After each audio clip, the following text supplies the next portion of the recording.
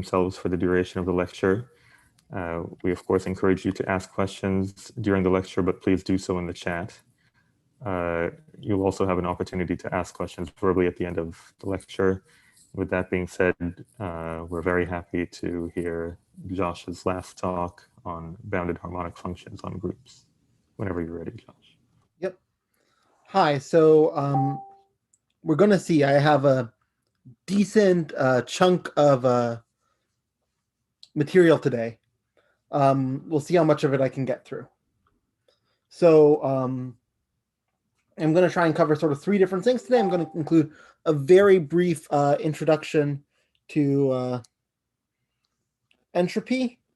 And in addition to a very brief introduction to entropy, I'm going to talk a little bit about amenability in the Poisson boundary, including to define amenability. And then finally, most of today is going to come down to discussing properties of ICC groups and how that has to relate to amenability. And that's going to involve a lot of sort of just plain group theory.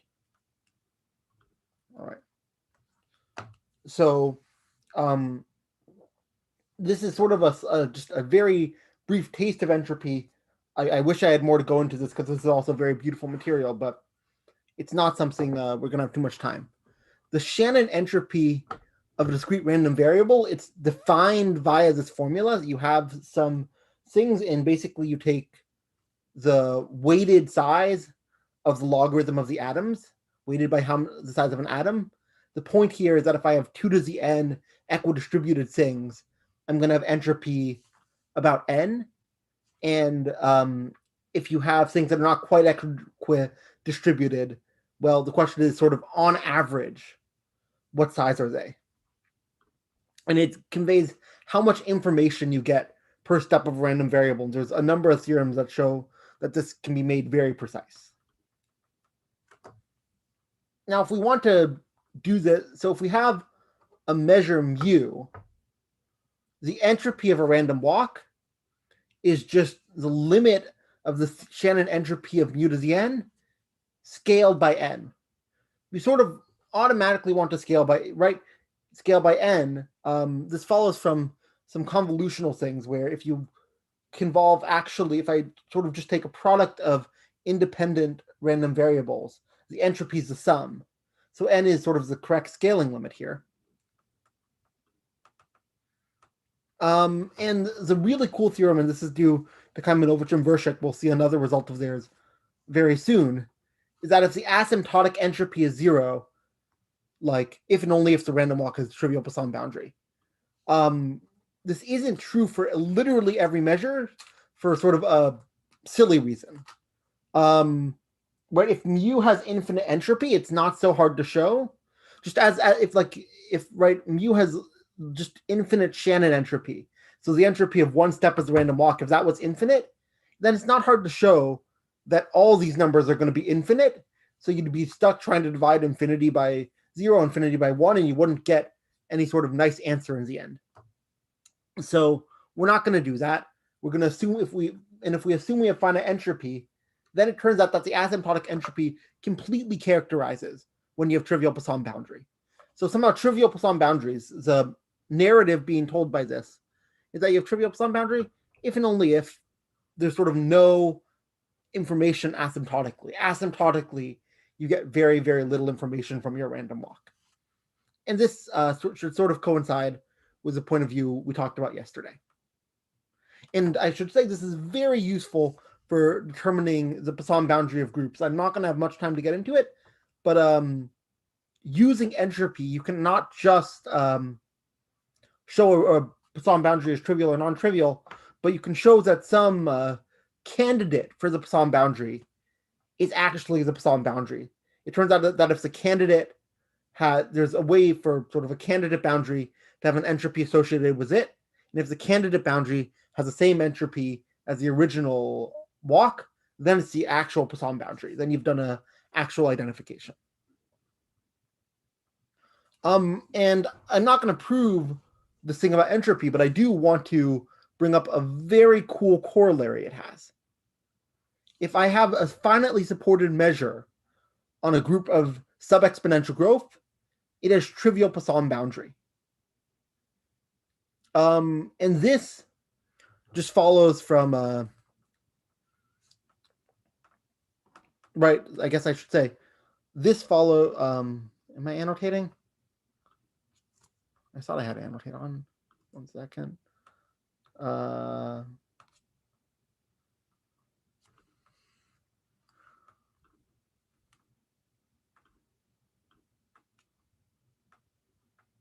Okay.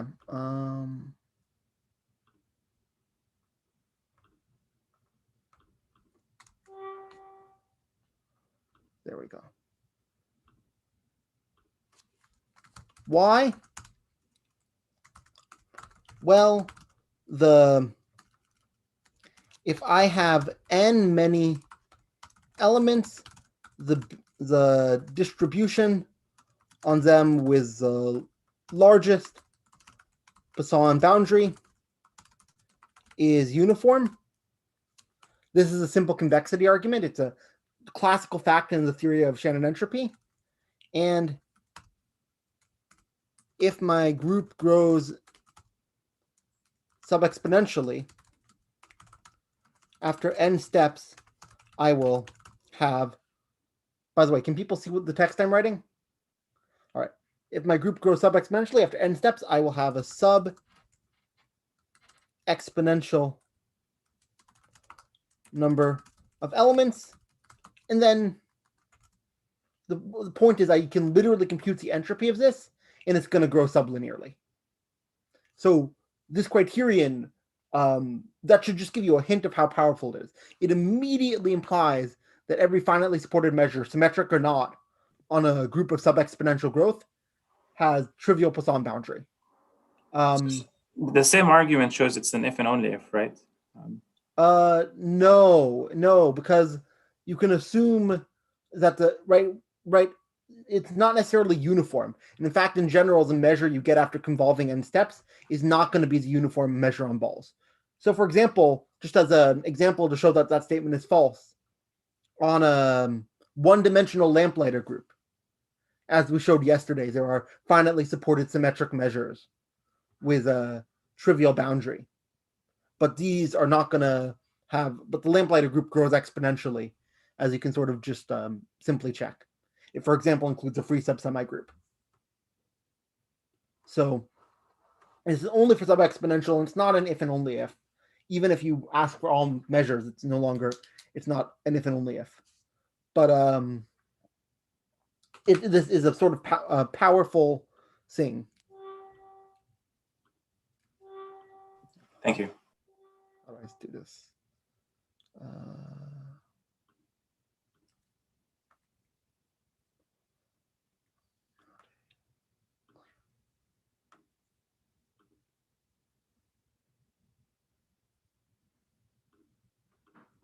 There we go. Right, and I just want to say one interesting other implication for finite entropy measures is that mu has a non-trivial Poisson boundary if and only if mu inverse does. Right, so if I take any measure on the group, I can take a measure which is just for if whatever the measure is on mu, I put it on the inverse. Whatever the measure is on G, I put it on its inverse element, G inverse instead.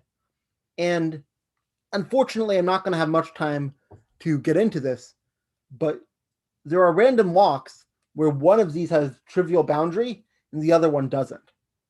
If you take infinite entropy measures, sometimes a random walk will have a non-trivial boundary, but if instead I walked sort of the opposite way, if I walked with the inverse elements, it would have non-trivial boundary. But sort of it's an easy calculation to see that for finite entropy measures, this can't be the case. So this is another sense of the power of this thing. All right. So now I'm going to talk about amenability for a little bit, and I'm going to start by defining it. I should say amenability is one of the most important geometric properties of a group. I would maybe go so far as to say it's the most important. I know some people who do hyperbolicity might disagree, but certainly it's one of the two most important. And a group is said to be amenable if there is a sequence of finite subsets of that group, which are almost invariant. So what do I mean by almost invariant? Well, for every group element, I'm going to look at Fn, and I'm going to look at the symmetric difference with some translate of Fn by G. I'm going to translate Fn on the left side by G. You could also do it on the right side by G. It's not going to make a difference. And the point is I want Fn to be almost invariant. So z to the n is amenable. Why? Well, I take a square, and then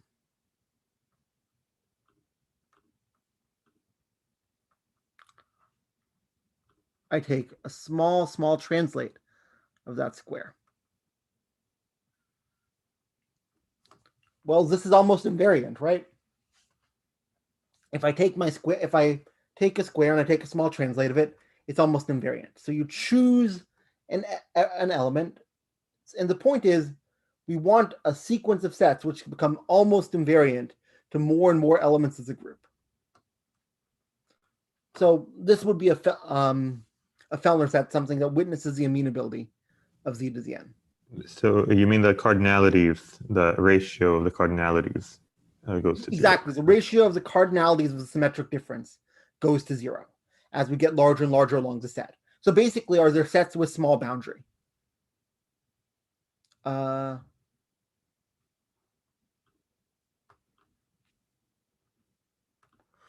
So z to the n is amenable. Amenability is closed under a gamut of operation. It's closed under products. It's closed under subgroups. It's closed under directed union. It's closed under extension. It's closed under reef product. It's closed under a dozen things I'm not going to bring up because I don't have time. But it's one of the sort of most robust classes of groups, other than like finiteness or literally being a countable group. Sort of most things you could possibly do to it, you're going to get an amenable thing. The only thing, which is an important exception, is just because something's residually amenable or residually finite doesn't mean it's amenable. And in particular, solvable groups are amenable. I should give you the canonical example of a non-amenable group. So where did I go?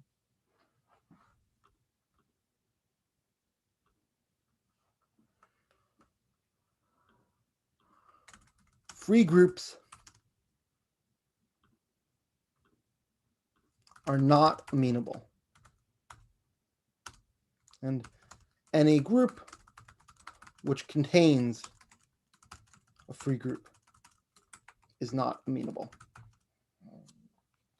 For a while, it was a question about whether this was an actual characterization, but it turns out it's not. There are groups which don't contain free groups, which are also not amenable. But when you think of a non-amenable group, not that much is going to be hurt by thinking of a group with a free subgroup. And when I say any group, I'm talking about countable groups here. I'm not talking in the locally compact setting. All right.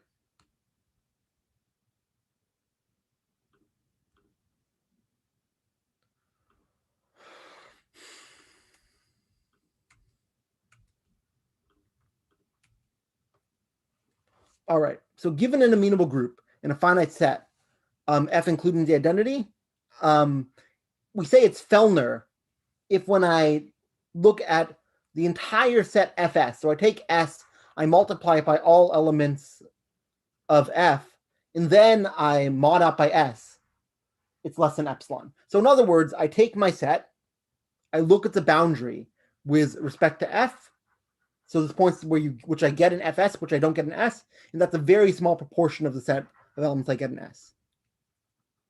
And amenability just means you have an F epsilon Fellner set for every epsilon in F. For finitely generated groups, this is going to equivalent to having zero isoparametric constant, i.e. that sort of, you can take your finitely generated group, draw the Cayley graph of it, and you can find sets whose boundary is an arbitrarily small portion of themselves. Where boundary here just means, literal boundary, all the vertices that are touching that set that don't belong to that set. Any questions about the definition of amenability so far?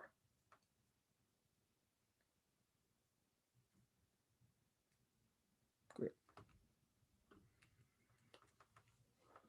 So we're now going to sketch a proof of the following theorem of Kaimanovich and Virchow. Every amenable group G has a symmetric measure mu with a non-trivial Poisson boundary. And I should be clear, the proof I'm going to give, I'm going to draw a few pictures. It's a sketch. To actually do all the details would involve some epsilon and delta work, which I don't really have the time to do. So first of all, I want to note something about the Poisson boundary. If I have a non-trivial harmonic function, if I have a non-trivial Poisson boundary, there's some element G where, and I take some non-trivial event, any non-trivial event, any event which occurs not 0 and not 1 of the time. There's some G where if I start a random walk at G, I will almost surely end up in that event. And there's some H where if I start a random walk at H, I will almost surely not end up in that event. Whereby almost surely here, I shouldn't actually be saying almost surely. It's just with very high probability. So it's very high probability, greater than 0.99, starting at G, I will end up in E. And with probability less than 0.01, if I start at H, I won't end up in E. Right, and again, this is going to follow from martingale convergence. It's sort of what it means to have an event. There's some points, or it just follows directly from measurability, if you think about it and are careful with definitions. I believe this is one of Littlewood's 3 principles. So we have an event. Some G are really likely going to end up where we want. Some H is really likely where we're not going to end up what we want. And so we're going to show we can't get that. And see, the idea is we're going to take a measure basically supported on Fellner sets. And I guess I should say, right. So let me actually draw this. It's easier if I draw it. New share.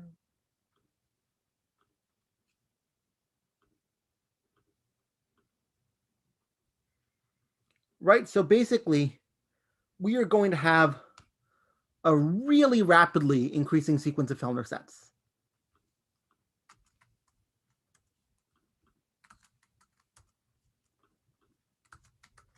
And I should say, it's just a little culture. I think most people think of Fellner sets as these sort of ovular blobs.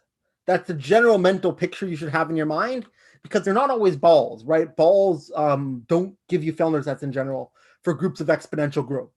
But they have small boundaries, so you draw them as a blob. And we're going to choose Fellner sets so that F3 is very, very, very Fellner. I guess I should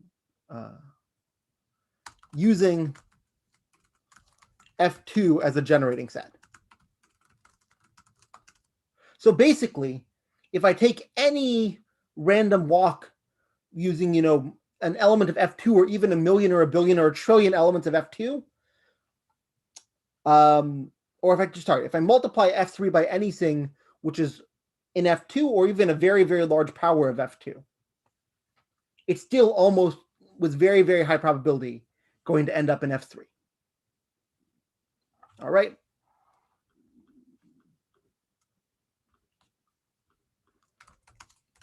So if we have 2 different random walkers, right? So I wrote this on the slides, but I'm going to actually just write it here. Our measures are supported on the Fellner sets. Half is equally put on the first Fellner set, 1/4 on the second, and so on and so forth. So basically,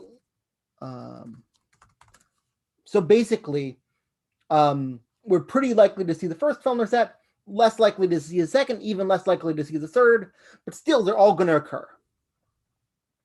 And then the idea...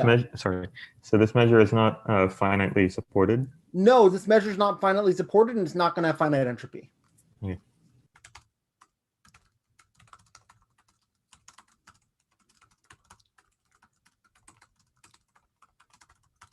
and these are both necessary conditions. It has, in general, it has to, there are groups where it has to have infinite entropy and be infinitely supported. Right? And then the point is, I start a random walk at G. I start a random walk at H. What happens the first time I hit a Fellner set, let's say Fk, much larger than the difference between G and H?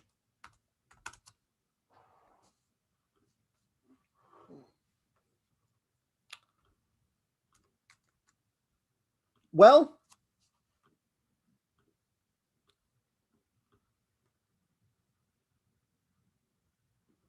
right, so one of my paths is here. One of my paths is here. So let me just call this path 1, path 2. And I wait till they both hit this Fellner set.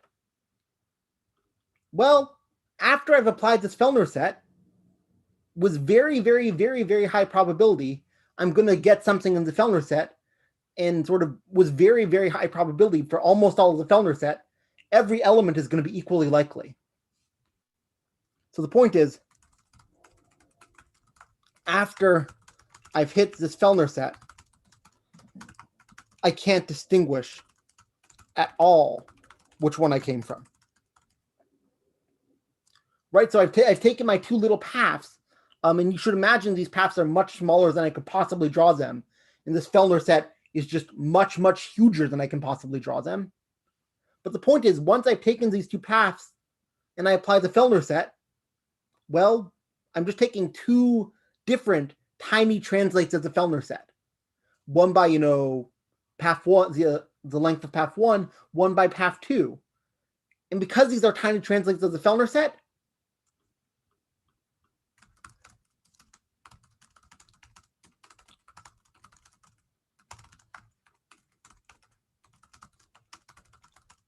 they are going to be close to indistinguishable. And sort of like taking the level of close to indistinguishable, so you start by choosing any level of indistinguishable you want. In particular, we said that one of these things, 1% of the time, is going to end up in some event, and the other one, 99% of the time, is going to end up in some event. But after we've done this move, after we've hit our element in F3, we've lost all track of everything, of sort of where we started. So there's no way to distinguish which one came from G and which one came from H. That's sort of the intuition behind the proof. Are there any questions?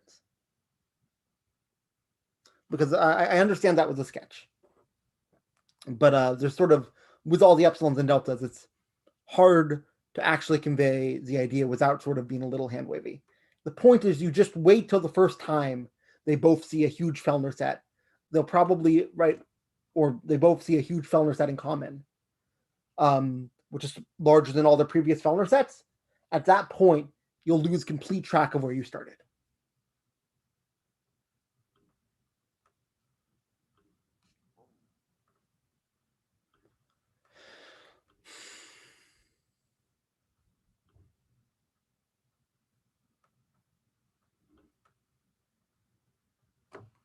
All right. So for amenable groups, you will, there's at least one measure, not all measures, but one measure with a trivial boundary. So I'm just going to give a little bit of the intuition behind that proof. I'm not going to make this rigorous, but I think it's a good way to think about it. This is one way I like to think about the Poisson boundary and the question of whether it's non-trivial or not. I call this the guessing game. You can formalize this into various different lemmas. I believe there are several different formalizations you might choose to go through.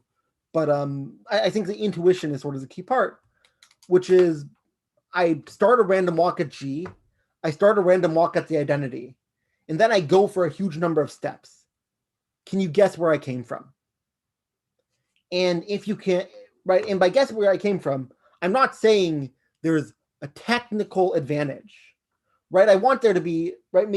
So maybe after 10 steps, there's a 50.1% chance you can guess. And after 100, there's a 50.01. And after a million, there's a 50.000, and then a bunch more O's, 1.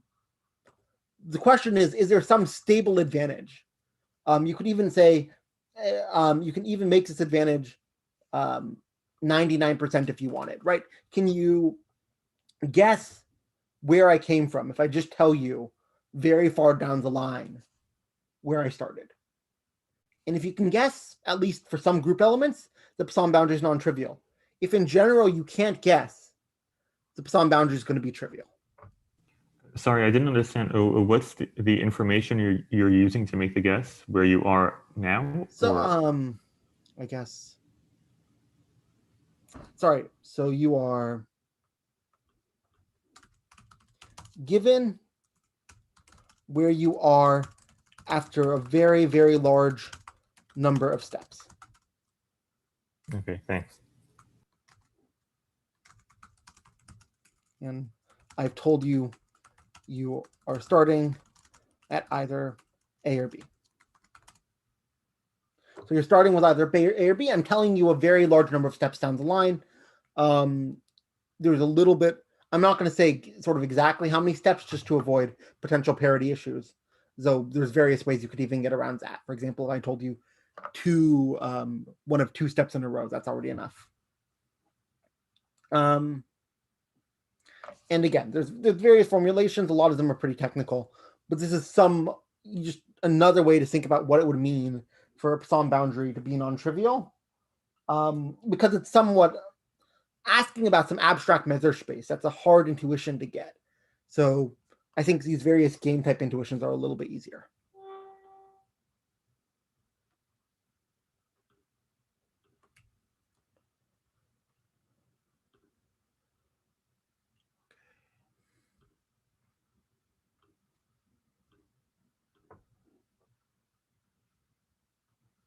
All right.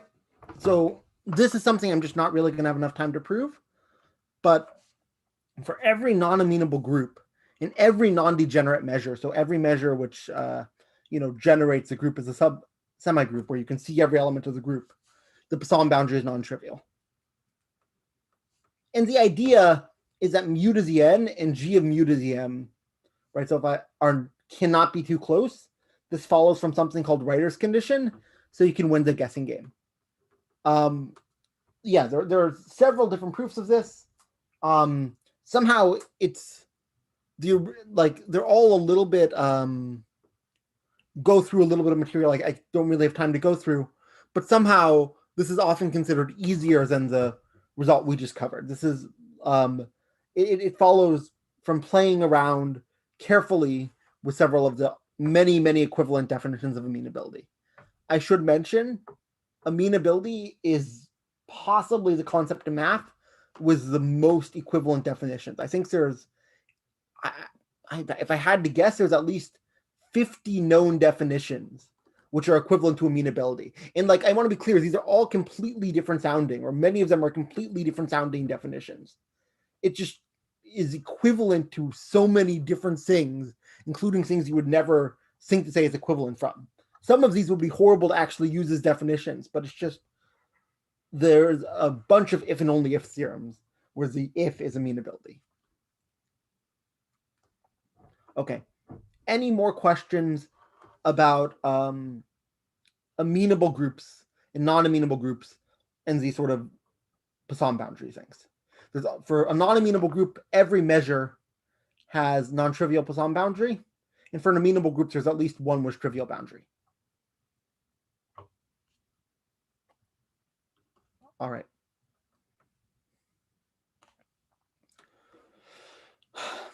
So now I'm going to go to the other side, right? So let me try annotating one more time.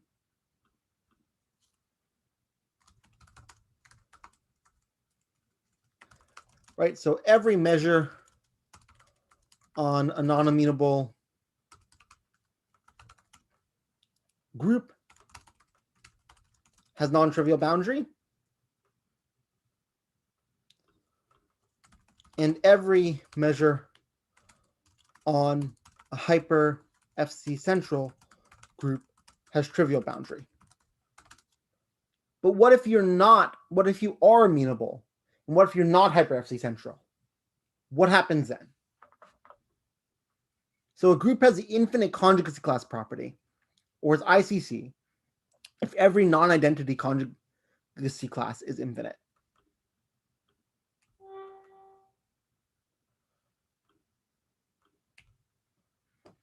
So every group of super polynomial growth has an ICC quotient. This is from the de Guid-MacLane theorem, which I mentioned yesterday.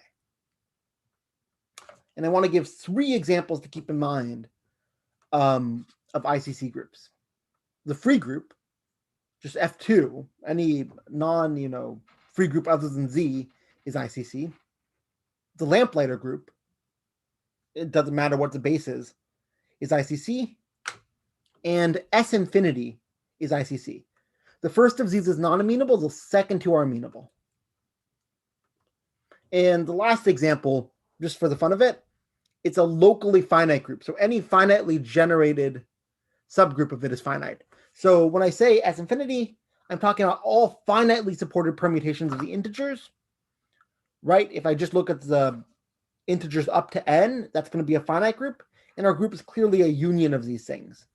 So it's just an increasing union of finite groups. So this is also going to be an amenable group, but it shows that sort of ICC groups can be locally finite. So you can't sort of have any sort of local growth condition that implies that you are hyper FC central. And now just to complement these things above, we're going to show that every ICC group has a measure with non-trivial Poisson boundary. All right. And this is a theorem of myself, Yair Hartman, Omer Tammuz, and Puya Vahidi Ferdowsi. And so what this means is that every measure on a non-amenable group has non-trivial boundary. Every measure on a hyper FC central group has trivial boundary. And if you're not in these 2 classes, it really depends on the measure. Some measures have trivial boundary, and some measures have non-trivial boundary. So there's an all, sometimes never thing. And everything which is amenable but with an ICC quotient, so everything that's not hyper FC central, is in the sometimes category. Right? Right, so this implies that every group of super polynomial growth has a non-constant bounded harmonic function if you choose the right measure. So again, there's a cutoff where groups of polynomial growth always have these trivial boundaries and non-amenable things never do. But if you're super polynomial growth, there's some measure you can choose where it's the case that you do. And the proof is going to start with some group theory lemmas, which I'm going to try and prove, and then some probability ones, which are straightforward computations, and I'm going to omit.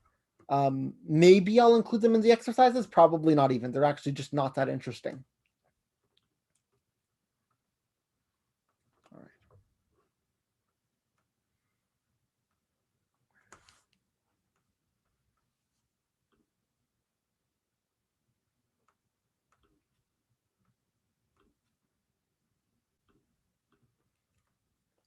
All right.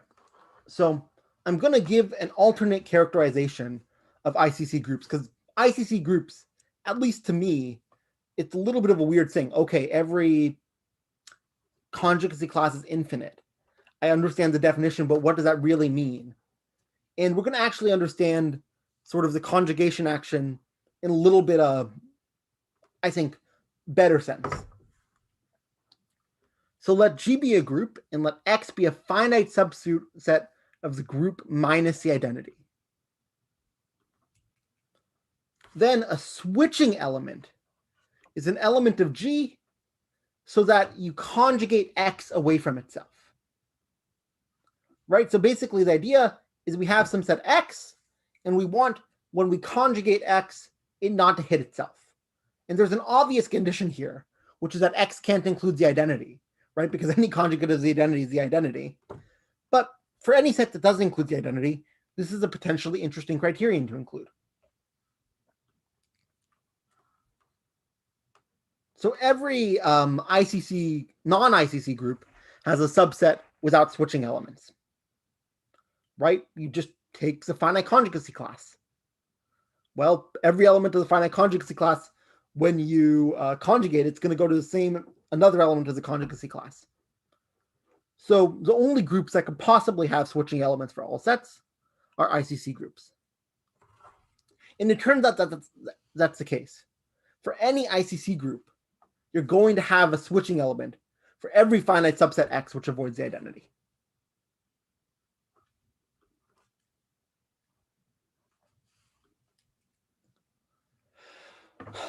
All right, so we're going to prove this, but we're going to prove a lemma from the 50s due to Neumann first.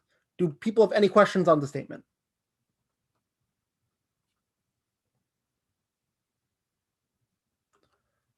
Okay. So we're going to prove that any ICC groups switching elements exist, and we're going to need a lemma of Neumann to do this. So suppose G is a group covered by finitely many cosets of subgroups H1 through Hn. So we're going to cover our group, we're going to have a bunch of subgroups and a bunch of cosets of those subgroups. And the union of the cosets of the subgroups is going to be our entire group. Then at least one of these subgroups must have finite index. There's an extension of this which I'll include on the problems to deal with sort of even more detailed information one might get. So first of all, I say cosets. Maybe we have a union of left and right cosets, but it doesn't matter actually. Without loss of generality, we may assume right cosets. And the point here is that any left coset is actually just a right coset of a different group. Because H of G is equal to G of, G inverse HG. So I'm only going to talk about right cosets, but because of this, it actually applies to any union of both right and left cosets. So suppose our group is covered by finitely many cosets of H1 through Hn, then we want to show that at least one must be finite. Without loss of generality, we may assume the right cosets. And to prove this, we're going to induct on the number of distinct subgroups we are taking cosets from. If there's only one group, then we're done. Right? Because if I have finitely many cosets of an infinite index group, they're not going to cover the entire group. There are infinitely many of those cosets.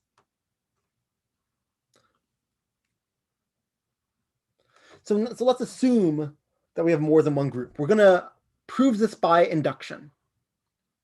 So let Hn be the last group we are taking cosets from. If Hn has finite index, then, well, we're done. We only wanted a finite index group. So we can assume it has infinite index. So that means it's infinite index. So by the one case, there's some group element G that's not included.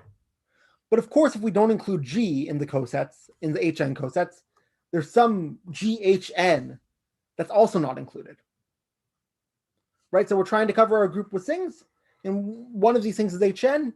And now we see that, well, we don't include all, right? We've clearly not covered it entirely just with Hn. There's some entire Hn coset which we must have missed. But if we think about that, what that means, because we've covered the entire group and we've missed all of GHN with Hn, is that GHN must be the union of finitely many cosets of H1, H2, H3, all the way through Hn minus 1.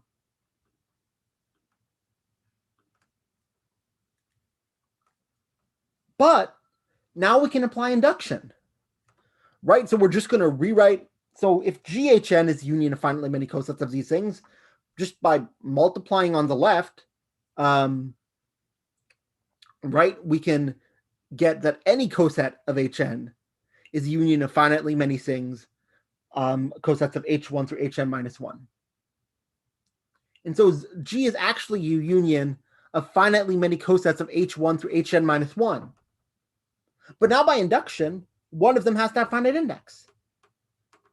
And so we've proved this lemma. So any group, if I cover it with cosets of groups, at least one finitely many cosets of groups, at least one of the groups is going to have a finite index.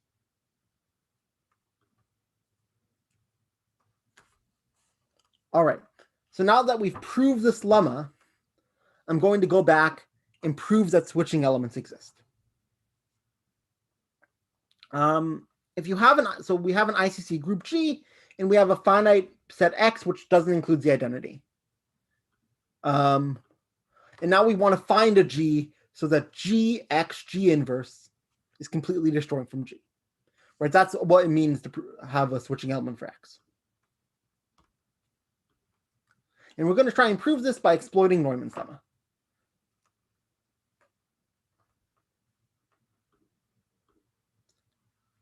Right? So what we're going to do is we're going to break our condition right up into pairs XY. Right? So we actually just need to, let me add an annotate here.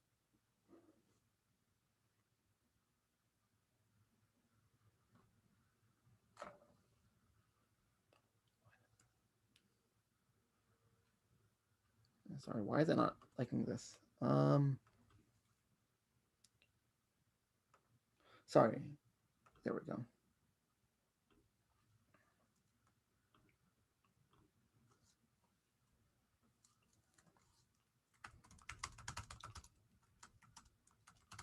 So we're going to break it up into all the different pairs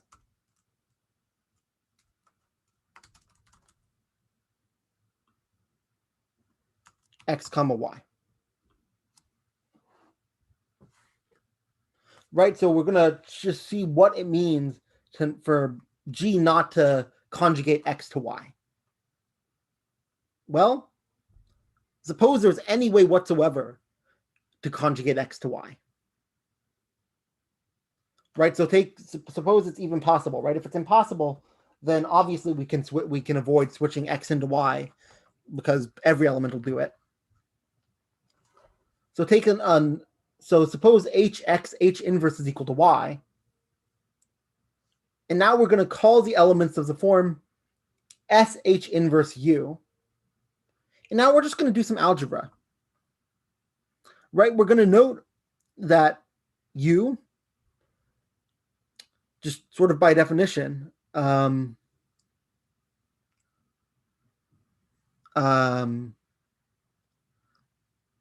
is going to be, I might have, sorry, written this wrong.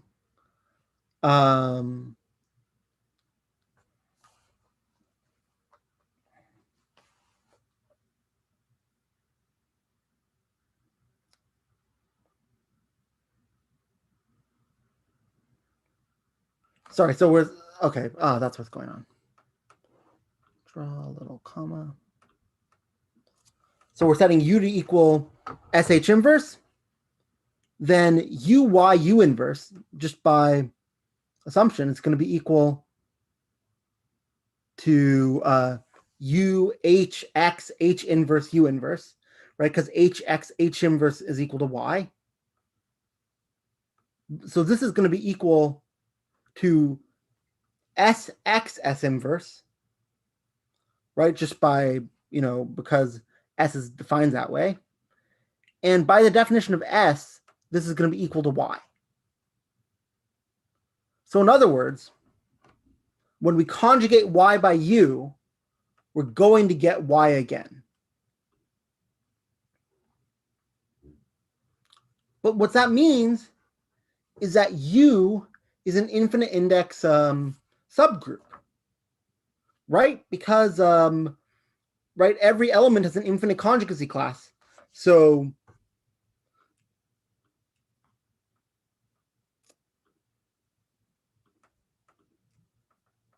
Thus, so U has to belong to the centralizer subgroup of Y. And so since G is ICC, this is just automatically infinite index. Thus, all the non-switching elements are contained in a finite union of infinite index things, one for each of these pairs. But by Neumann's lemma, we just proved that's not the entire group. So switching elements have to exist. So what that means is, right, for any finite set, I can conjugate it away from itself. And one sort of intuition I have about this is that it's the case that it's sort of saying that the left and the right action don't have any sort of geometry they share in common. For any finite set, you can conjugate it away and get a set that's incredibly far away from that set, right? So you can't keep things being close in a finite distance in the left Cayley graph can never mean sort of they're close in the right Cayley graph.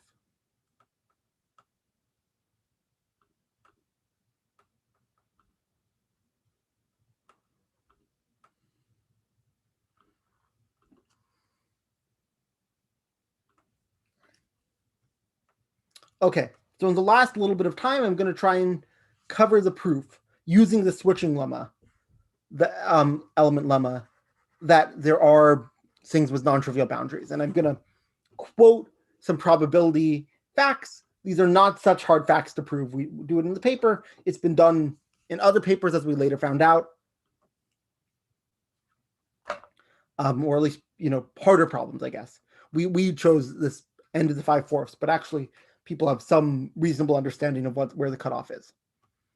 So we're going to just talk now about a weird distribution on the natural numbers for 1 minute. I'm going to basically choose n with probability 1 over n to the 5/4. Except I can't do that because it doesn't sum up to 1. So I'm just going to scale it so that it sums up to 1. Right? But it's going to be proportional to 1 over n to the 5/4. And I'm going to imagine choosing from this again and again and again. So maybe I get 1s, and I get 2s, and I get 1s, and I get 1s, and I get 6, and I get 1s, and I get 3. I'm just going to choose IID from the sequence again and again.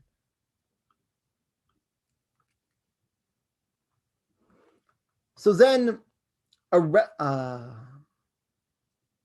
record time is a time t so that s of t is greater than or equal to s of u for all u less than t. And the value is a record. And with probability 1, records are eventually unique.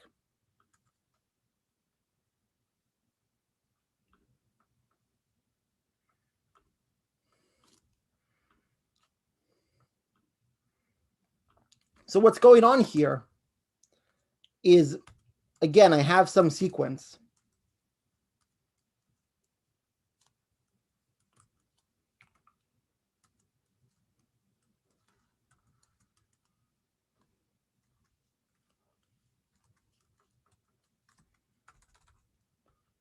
Of things, right? Each different thing, I choose a thing. And so then I'm looking for what's larger than everything I've seen so far. So 1 is going to be a record. And then 2 is a record. But 1 is smaller than 2, so 1's not a record. And then 3 is larger than or equal, greater than or equal to everything I've seen before, it's a record. 1 I've seen before, so it's not a record. 4 is a record.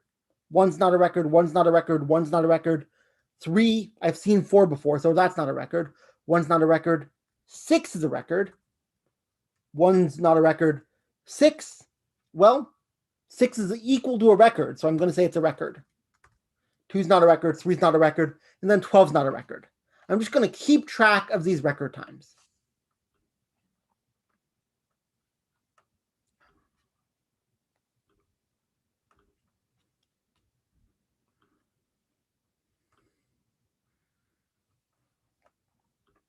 And then the point is that with probability 1, these records are eventually going to be unique.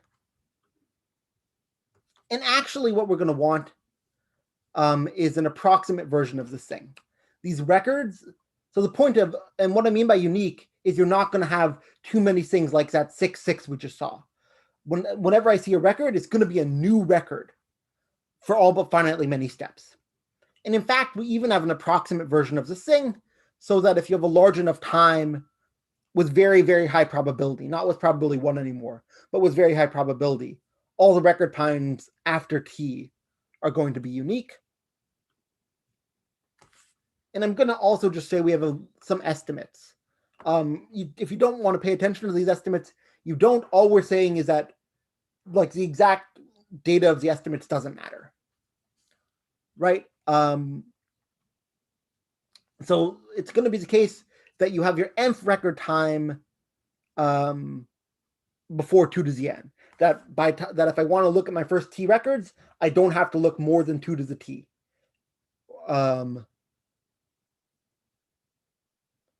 Right. And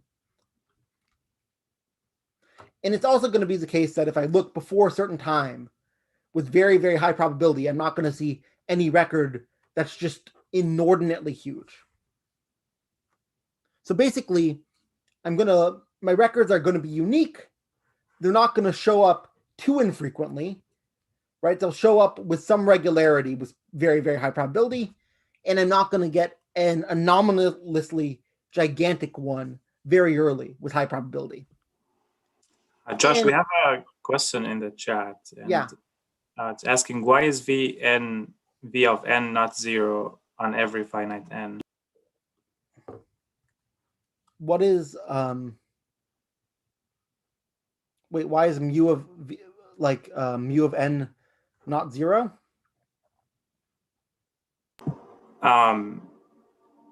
It's asking why isn't v of n 0 in every finite n, if I understand the question correctly. I assume by v of n they mean this, or are they referring to something else? Sorry, if you're referring to something else, please write that in the chat. Nicholas, do you want to verbally? Yeah, it looks like your C is dividing by a series that diverges, or am I just misreading the notation? And so wouldn't that mean that this is 0, or maybe even that the, C looks of course you're right. like 1 over infinity or something, No, or maybe it's thank you. infinite on all. Sorry, of course you're right. Let me fix this. Of course you're right. I should say 1 over n to the 5/4. Okay. Okay, so it's really minus 5/4 in these places. Exactly. Okay. I'm sorry. Of course you're right. Yes, this is right. So this is going to be a summable sequence. I'm sorry about that. Right. The point is that the probability is going to decay, but it's not going to decay too quick. So yeah, thank you for catching that. I'm sorry. I should have caught that. All right. Does that clarify things for everyone? It's minus 5/4, not 5/4. If you were confused, about why it didn't make sense, well, we were choosing a rapidly increasing sequence instead of a decreasing sequence. But n to the 5/4 is summable, so this is going to work.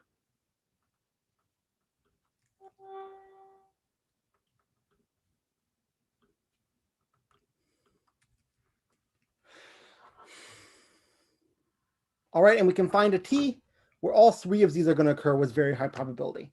So basically, we're not going to have absurdly high records at the beginning. We are not going to have the records are going to show up with some regularity, and the records are going to be unique. All past some point t. Before that, we just don't care. Right, and we're going to assume our group is finitely generated to avoid some very minor technical difficulties. And the idea is essentially to use switching elements to construct some measure. So basically, we have a measure now on the natural numbers, and we're replacing it, each natural number, we're going to just send to a group element. So the first few elements, we're going to just send to the generators of the group to make sure we generate the group. And then the idea is that if I've chosen the first n-1 elements, I'm going to construct the nth sort of recursively. And the point is I want it to be a switching element for a very, very, very huge ball, including everything you could sort of possibly see from the first n-1 elements, right? There's some gigantic multiple of the first n-1 elements, which are all going to be completely switched out by the nth value. So basically, you have switching elements which are growing incredibly, incredibly rapidly. They're switching huge, huge balls. One word you could also say is these are sort of exploding as a group, right? Conjugation is taking things incredibly, incredibly far apart.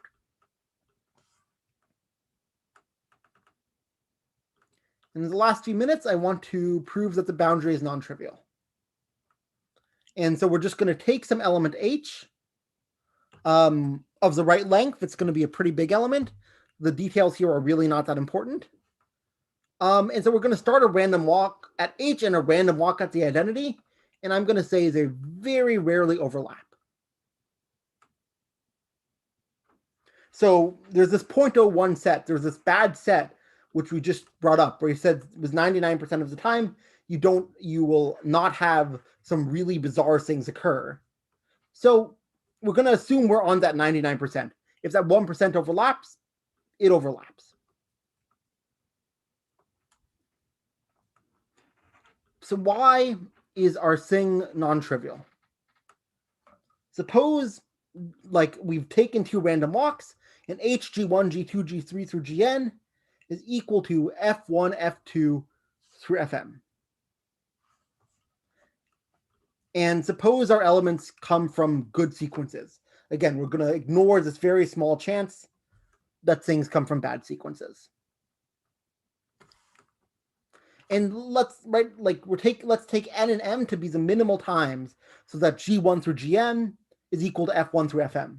Maybe there were some smaller m prime and m prime I could have taken. We're going to assume that's not the case. There was no way to make this smaller. Well,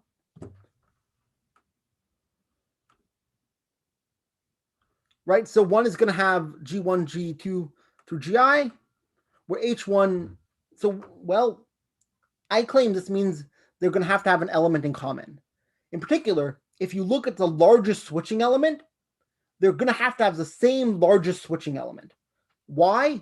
Because basically, if I tell you the length of the word, you can just tell me what the largest switching element is, because it's so much huger than any other element, but any switching element which is larger than it is going to be dramatically huger than this.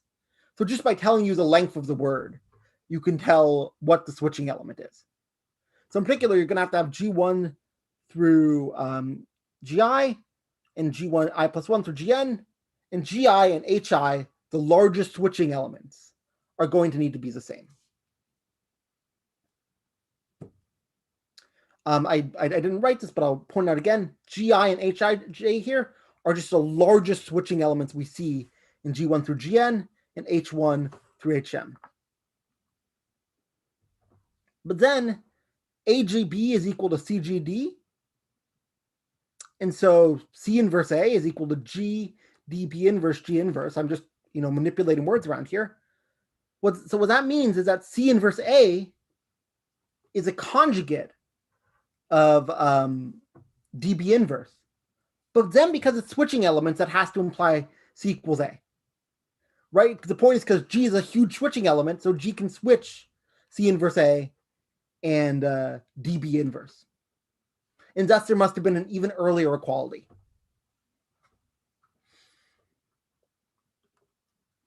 And so we're done. So these things can't actually be equal. And so what that means is that these two things, one of them it's very likely to hit the set, and the other one is very unlikely. And for the things starting from G, and for the things starting from H, vice versa. We've chosen two sets, where one sets A and B, where if you start from G, you're almost certainly going to hit something from A. And if you start from B with very high probability, you're going to hit something from B. But they're not, and these sets are disjoint. So that means there's a non-trivial Poisson boundary. And I am out of time. Is it okay if I have 2 more minutes to... Sure, we started late. Yeah. I just want to say you can make set these things symmetric if you'd like. These measures, as I defined them, aren't symmetric measures. It's not so hard to get symmetric measures as well. In the measure, it's not a hard computation. That's a finite entropy measure. But finitely supported is impossible because, as mentioned, sub-exponential group growth, all finitely supported of trivial. And even more than that, sort of the moment bounds here are really bad. The size of these elements grows incredibly rapidly. And better bounds on this is an interesting and difficult problem. And if you got a good solution, you could progress on Grigorchuk's gap conjecture, which is sort of a strengthening of Gromov's theorem. You'd need a really strong thing, and I have no idea how you'd do it. But there is a relation there. So eventually you get into bounds like that. And I'm going to end with some open questions. If I have two finitely supported non-degenerate symmetric measures on the same group, so I have two measures, right? So I have a group G and I have two measures, and I'm just going to say they're not both non-degenerate, right? So I don't have to worry about them being sort of silly. They're both finitely supported, and they're both symmetric. Well, if one has a non-trivial Poisson boundary, does the other? And we have no idea. This is widely open in general. In all the classes where we can sort of show boundaries are trivial, we know this to be true. But in general, there's just no idea whether it should be true or not. I know some people even think it's false. And similarly, suppose I have a group G and all finitely supported symmetric non-degenerate measures on it have trivial boundary. Then is the same true for a subgroup. If I have a group G where everything is trivial boundary, must that also be true for a subgroup H? What is the analog of this ICC result I just gave for locally compact groups? Right? Just what is the cutoff between when you have trivial boundary for all measures and you don't have trivial boundary for all measures? I just don't know. And in general, there's a very broad question. For which groups G and measures mu are there non-trivial bounded harmonic functions? We know some special cases, but there's a huge amount we still don't know. Like there's very concrete groups where we just don't know the answer. And even for very concrete groups and very concrete, finitely supported symmetric measures, right? Even if you ask that the measures are finitely supported and symmetric, we just have no idea. And so there's a lot of progress to be made on this question. And finally, one last question, not about bounded harmonic functions, but if I have a finitely generated group not of polynomial growth, is there an infinite dimensional space of harmonic functions of linear growth on G? So as soon as you ask about growth that's not bounded, much less is known. There's some things known about positive. For other things, it becomes even harder. There's just a huge range of open questions out there. And thank you all so much for listening. Yeah, thank you.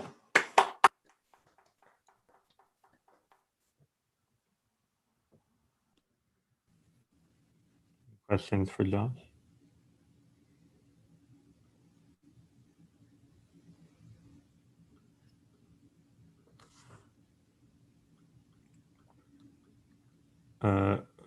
Wait, so why wouldn't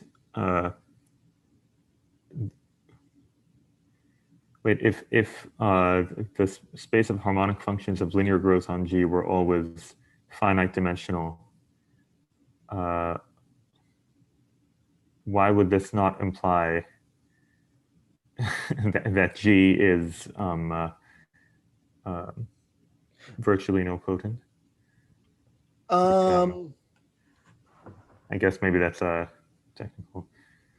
Why would it? Like, I mean, we don't know because it's linear growth, so we don't have this Poisson boundary argument.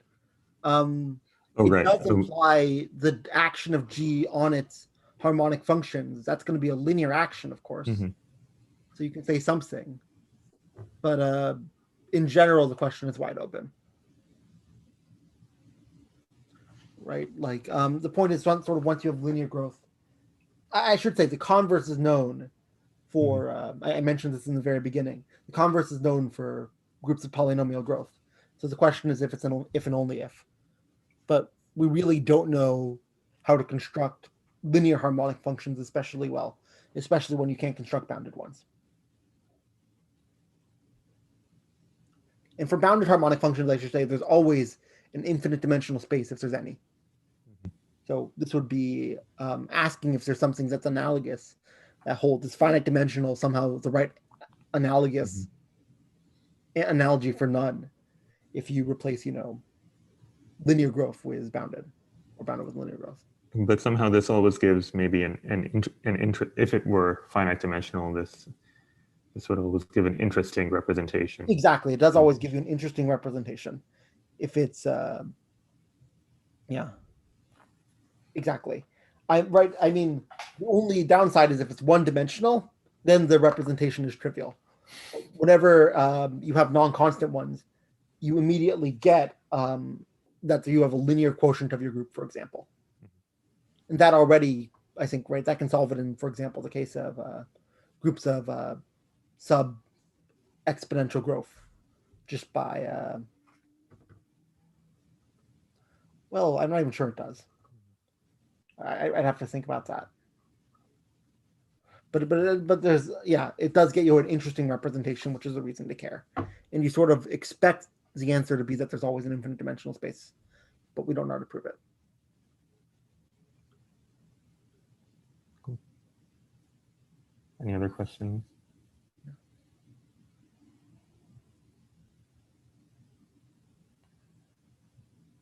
If not, let's thank Josh for a great mini course. Yeah, thank you very much, Josh. That was really great. I had fun. And of course, if you have questions or realize you had a question, you can come to the office hour tomorrow, or half hour. Or 2 hours, I think yesterday. Yeah. I don't know if I'll do quite as long tomorrow. I'll probably be there longer if people want. So will you be sending me new exercises, Josh? I will be sending you some new exercises. If people want to look at the old exercises, there's still plenty. So I don't know if I'll send quite as many, but there's definitely some new exercises I'll be sending you. Thanks. Okay. Thank you all for coming. All right, yeah. Bye-bye, everyone. Okay. See everyone tomorrow, we hope. Bye.